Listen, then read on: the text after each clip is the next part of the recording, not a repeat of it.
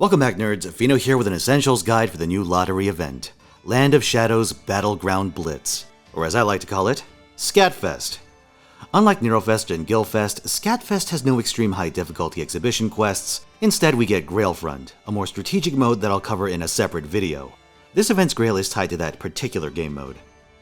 As a quick refresher, Lotto events have you farm a specific Lotto currency separate from the usual 3 tiers of shop currency. You then dump these into a Lotto that shits out prizes. When a Lotto event runs for the first time, you can do this infinitely, making events like Scatfest outrageously strong value generators. Typical for lotteries, you're going to get QP, skill gems, mana prisms, embers, and friend points. You definitely want to sit on friend points, by the way. There's a great use for them coming later this year. On top of this, each Lotto event has a set of skill materials. For Scatfest, that's gears, proofs, bones, and phoenix feathers. That last one is extremely valuable, and in fact, I told people to use their Christmas tickets on Chaos Claws instead because phoenix feathers appear in this event. I've been trying to max skill every servant in the game, and let me tell you, aside from Shells of Reminiscence, feathers have been the biggest pain in my ass relative to how old the material is. That should be a good indication of just how many you need, so I'd strongly recommend getting your apples worth from this event. To do this, you'll be farming dog tags using our Hearts Raised Up High, running as many copies as you can field without damaging your team's consistency. One thing to keep in mind is that unlike previous tournament lottos, there's no event damage CE. Our Hearts Raised Up High has a buster buff built into the card itself, but that's it. Not even starting charge. However, we do have an advantage that we didn't in previous lottos: Castoria.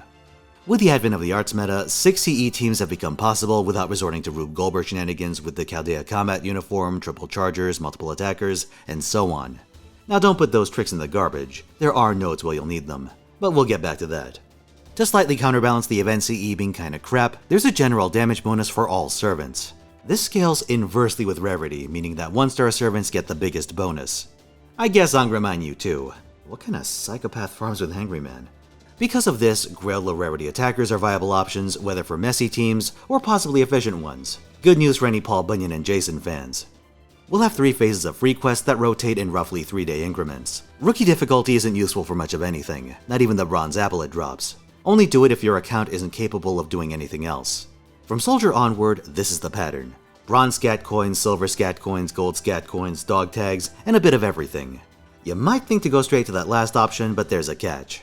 Every free quest adheres to the 3-3x layout for enemies except the 90+ legendary nodes. This means you have to run much more specialized and finicky setups, typically with multiple attackers. If you want to have them equip the Lotto CE, things get even more complicated.